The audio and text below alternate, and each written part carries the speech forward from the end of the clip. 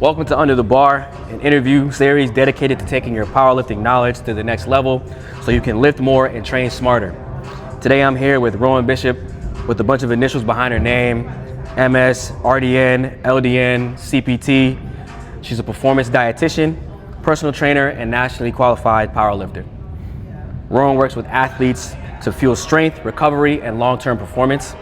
And what makes this conversation really cool is I actually low-key convinced her to do powerlifting. I like to think that.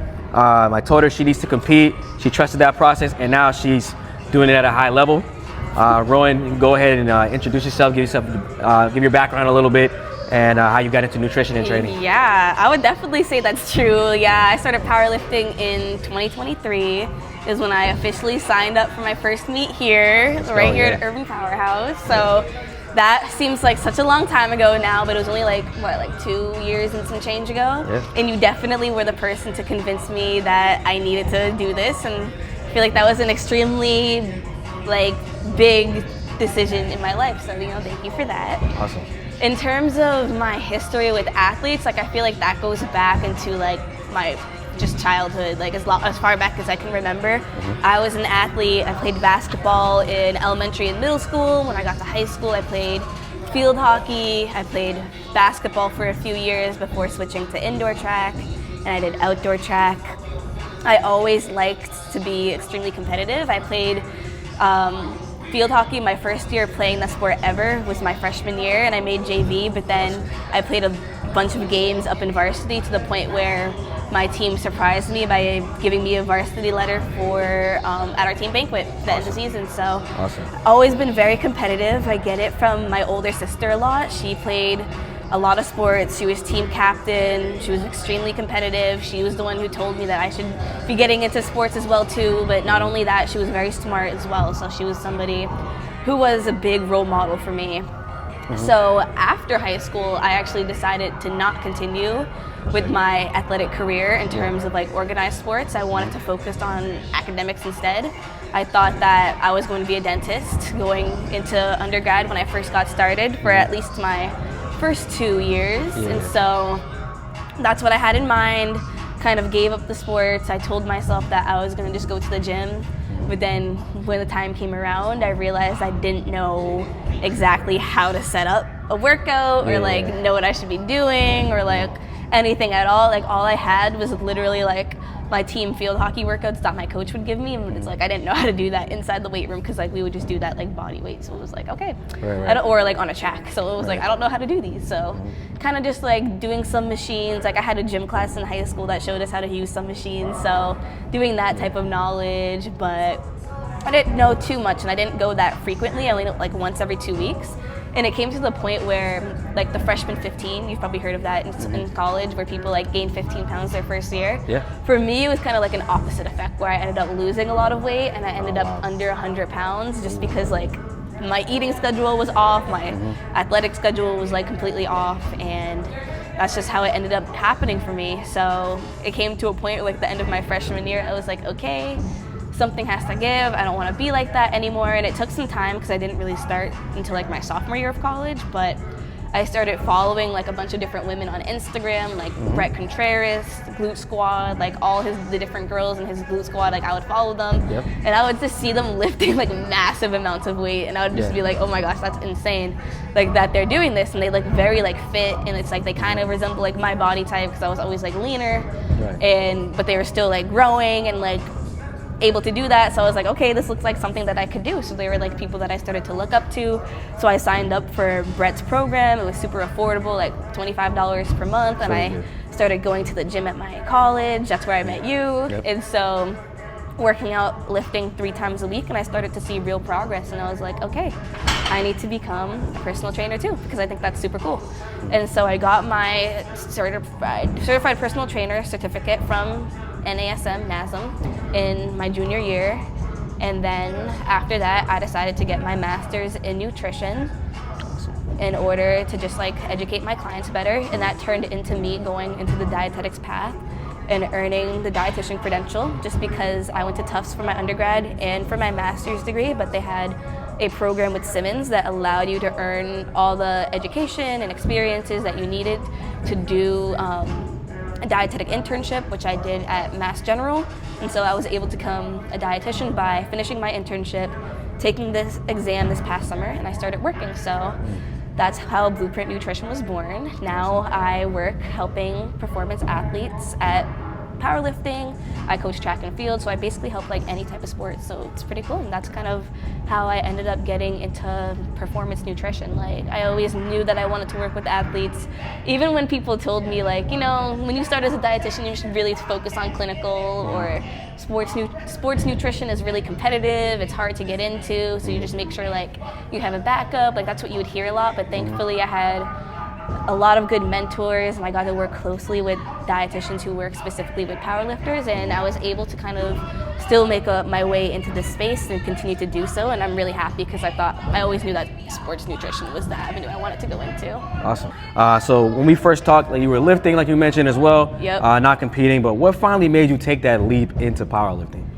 So I think powerlifting really filled that competitive edge that was missing. Like, in my sports, like, I'm like a very competitive person, so it was like I was always just pushing to like try to be like my fastest on the track, on the field. Like in field hockey workouts, I pushed myself like really hard just because like I always wanted to be better than I was before. And I thought that when I first got into weightlifting and like kind of like bodybuilding style, it was good too, and I could push myself in terms of like numbers. But like after a while, I felt like it became a little bit discouraging if you're focused on just the way that you look all the time. Yeah. I thought that the idea of powerlifting, like when you mentioned it to me and I was starting to like look it up, and it was like competing, I thought it was really cool because it's like, okay, you're trying to like do better than you were the time before. It's kind of like powerlifting reminds me of track a lot, like the field events, like shot put or like things like that where you get like, you know, 3 attempts and then you go. So it reminds me of like things like that where you like try to push yourself to be a little bit better than you were before. And I was like, okay, that's kind of cool.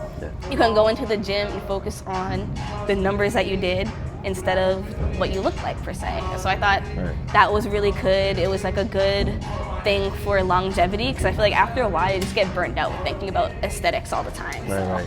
And I thought it was like something that was going to fill the competitive edge that was missing from my life, and definitely has done that. Awesome. Yeah. So like when it comes to like powerlifting, 2 things. What surprised you the most when you started competing, and then when was the moment that you realized, hey, like, I could be pretty good at this, you know what I mean? Yeah, okay. I think one thing that surprised me the most when I started competing was just either how unforgiving the platform can be, but at the same time, like how rewarding it can be at the same time. And I think all that to say is like you really just have to like respect it, because nothing is guaranteed on the platform. Like you can put work in, but if you come in there and try to mindlessly lift and like you're not focused, like it's not just gonna be easy like that. And it's like that's why I really like about it. It's like you can be strong, but you still have to like go out there and like do it. Like you still have to get out your body on that. You have to do it. You have to execute. Like even if the strength is there, if you do not execute the way that you're supposed to, it's like dang, it's like so dramatic in that way. And I really like that part about it. So it's like I think like the platform is really like a beast in that sense. It's like you can be ready, but if you don't execute, then it won't be there. And even sometimes if you do execute, it's not going to be there. So it's just like, it's really something that you have to respect. And I think that is something I continue to learn as I keep doing the sport. And then a moment when I realized that I could actually be good at something, I would say like this past year, 2025, was like the year my squat is just had a phenomenal year this year.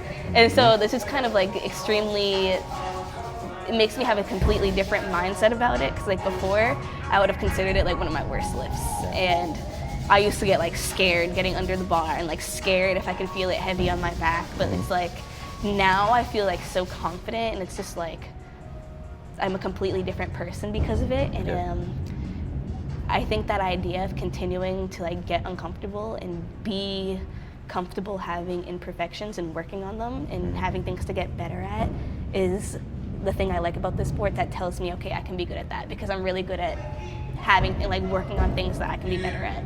Awesome. So I want to transition more to the nutrition for performance aspect. So once you start doing competitive powerlifting, you go from a casual lifter to a competitive lifter. nutrition becomes different, right?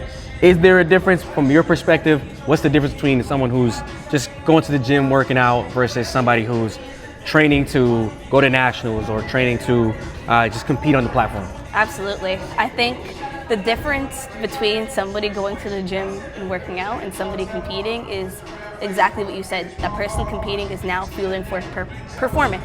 There has to be purpose behind the nutrition that they're doing. There has to be a reason why they're eating what they're eating, and they have to pay extra attention to the substances, the foods that they're putting in their body more often than somebody who's not. Now, if you are like a world-class, like, IPF world's level lifter, obviously that's going to be a lot more important than if you're on a local level, but even still, both levels can dial into that level of nutrition to make their performance better. I think a lot of the time, timing of nutrition is a big thing, and a big factor for athletes as well too.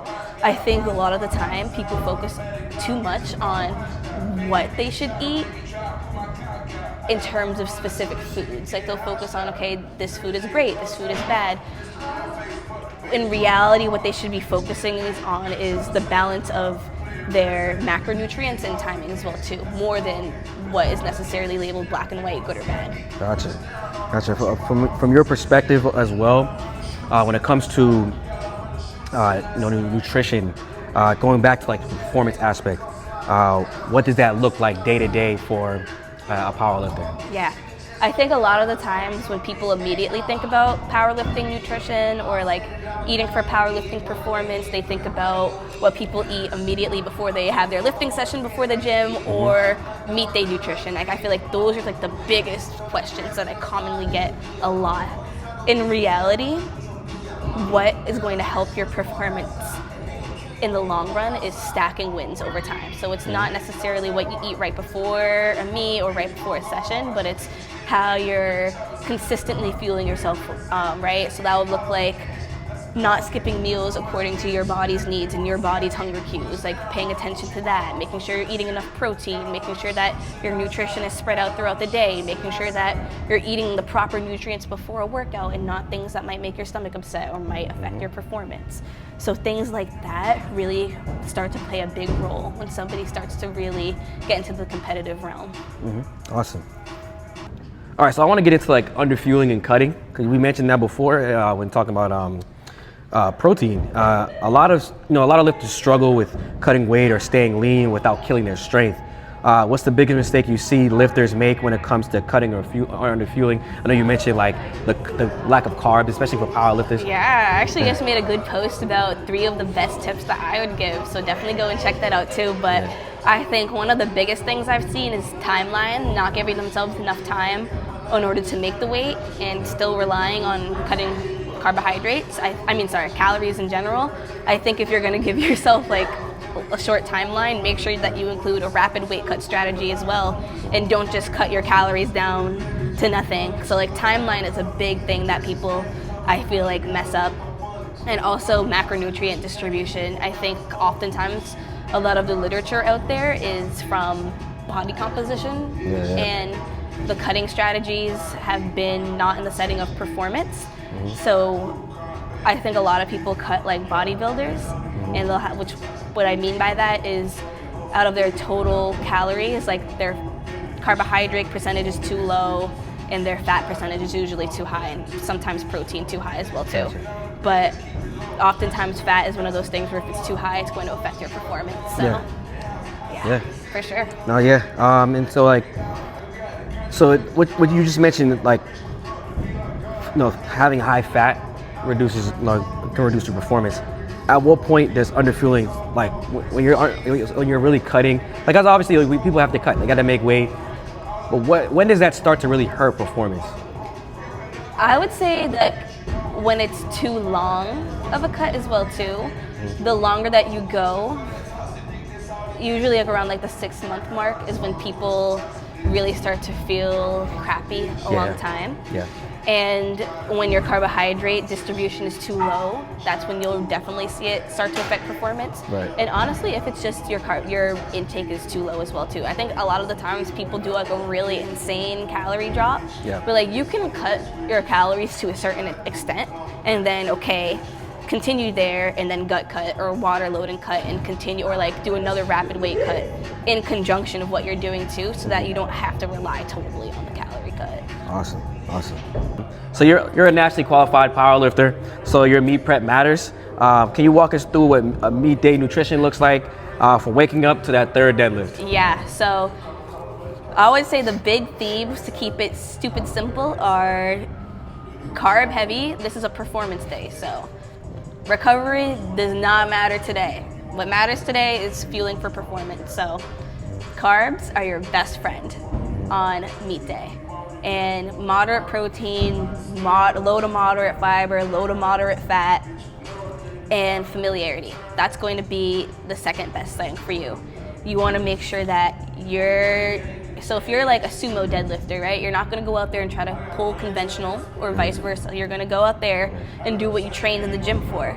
Likewise, with your nutrition, you don't want to just like start something new just because you saw a world champion doing that before their meet and you thought it would work for you. Right. Stick to what works with your body, because certain people have different food allergies. You want to stay away from food allergies if you have allergies, and different food aversions. Like some people feel nauseous around like eggs or meat, so it's like stay away from those types of foods that are not good for your body or for your performance or for making you feel good. I think meet day can be a day where nerves are high, and a lot of people feel nerves like in their stomach, in their gut. So keeping that in mind, you want foods that digest well, that you're comfortable with and you're familiar with. Like even me, like I had one experience where I wasn't really thinking, and like when I competed Ladies of Iron in Mass 2025, like the night before I had some like jalapeno poppers, some really fried food, like, and then I woke up the next morning and threw up. I'm sorry, I never told my coach this, but yeah, that happened. But it's like that's when, like, before I wasn't really thinking. I was just like still studying.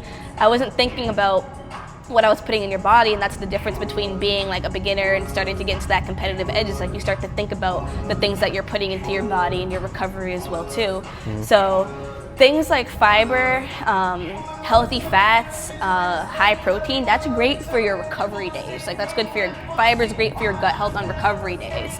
But it's gonna slow down your digestion on meet days, and you want that energy fast. Like you don't want that taking its time when you need to get onto the platform in like 2 minutes.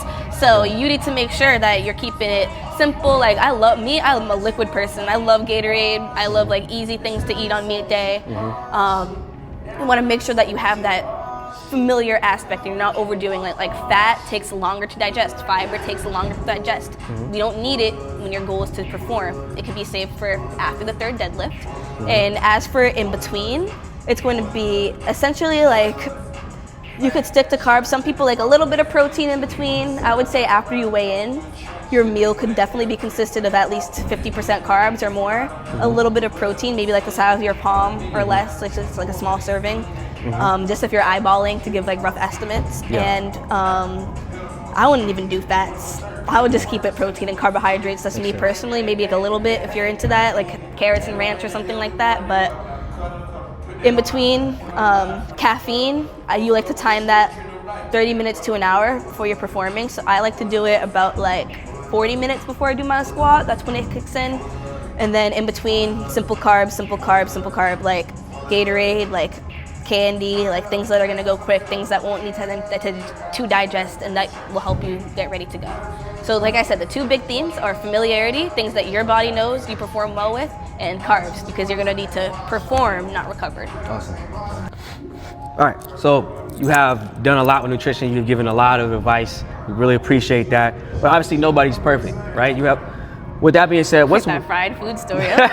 Really not. So what's one nutrition habit or challenge you still are personally working on? Yeah. I would say like I said, I'm a new dietitian. I just became one this past year. I was in my internship this past year and I was extremely busy. And it's like, I wasn't fueled well, and it kind of just revealed a lot of holes within like my own personal problems. So for me, one thing that I'm working on is consistent meals. I think eating breakfast has been a huge game changer for me, even if it's just something small.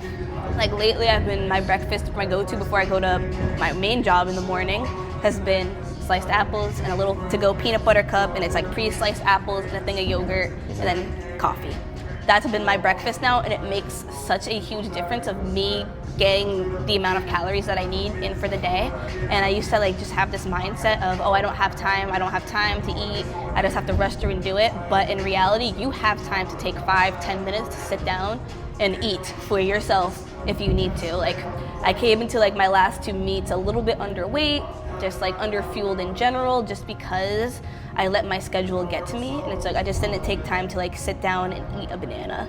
And another one I have is just like my caffeine and added sugar intake, as you can see here.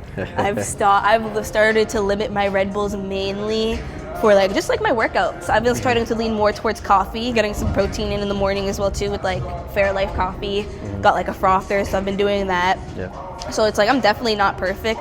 I eat processed foods, I eat takeout. Some people, I tell people this all the time, they're like, oh my gosh, like I'm a dietitian, I'll eat McDonald's, like I do these things, but it's about building those consistent habits. And like for me too, leaning against like relying on the Red Bull or the Gatorade for my pre-nutrition fuel and having something like toast with peanut butter and banana instead. So those are like habits that I'm working on as well too. And you know, life is always changing, so your nutrition habits now might not always be the same. And it's about like learning how to adapt and how to take these skills and apply it to your new life situation. Right, awesome.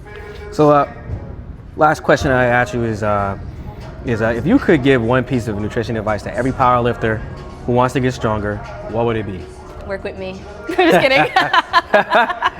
I like that. That was good. I would say like it doesn't like don't overthink your nutrition. It doesn't have to be perfect. Like you don't have to like avoid seed oils. You don't have to like go on this crazy thing and like do what every influencer does or eat the way somebody else does. If a way of getting food in works for you and helps you feel good, you can do that. Don't overthink it. Keep it and build those consistent habits. It won't happen overnight, but give yourself time. That's like what I would give them. And like true, if you ever need help, don't work alone. There's other people. Having another set of eyes on you, on your nutrition habits, can make a huge difference. Even dietitians themselves get nutrition coaches too. So awesome. Absolutely what I would say. All right, Rowan, like once again, I appreciate you for answering these questions. Sorry. We're recording this for the 50th time. So rapid fire questions. Red Bull, winter or pink edition? Pink. 400-pound deadlift or 225-pound bench press?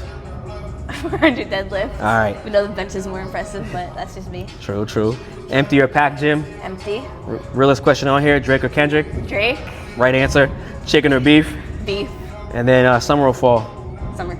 All right, perfect. All right, Rowan, I appreciate you for joining me here today. Thanks for having me. Of course. This has been Under the Bar. More conversations to coming to help the powerlifting community get stronger and smarter. Rowan, if you have any social media you want to share, or follow me on Instagram and TikTok at Growing Nutrition. I work with people one-on-one. I can also do talks online or in person to your sports team, your class, anything like that. So don't hesitate to reach out. All right, this has been Under the Bar. We'll see you next video. All right. Awesome, thank you.